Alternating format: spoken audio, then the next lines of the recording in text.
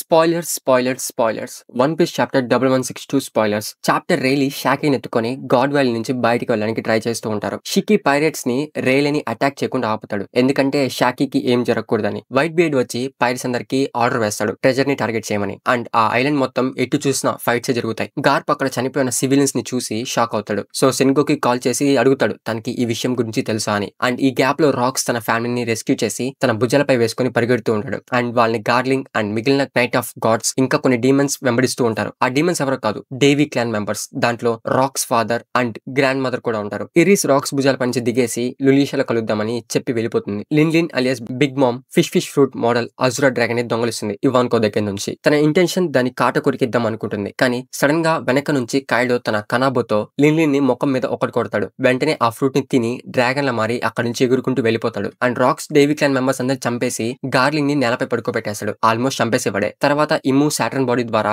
God వ్యాలీకి వస్తుంది. అది కూడా గ్యూకీ ఫామ్ లో. రాక్స్ దాన్ని చూసి దాంతో ఫైట్ చేయడానికి రెడీగా ఉంటాడు. కానీ వైట్ బియర్డ్ వచ్చి జాయిన్ అవుతాడు. ఇంతలో కైడో కూడా డ్రాగన్ ఫామ్ లో ఎగురుకుంటూ వచ్చి రాక్స్ తో జాయిన్ అవుతాడు. సో ఇప్పుడు ఇమ్ము వర్సెస్ వైట్ బియర్డ్, రాక్స్, కైడో. గార్ప్ ఇంకా రాజర్స్ కూడా ఇమ్ము సర్వైవల్ చూస్తారు. గార్ప్ ఏమో వరీడ్ గా ఉంటాడు. కానీ రాజర్ మాత్రం నవ్వుతూ ఉంటాడు. ఇలా చాప్టర్ ఎండ్ అయిపోతుంది.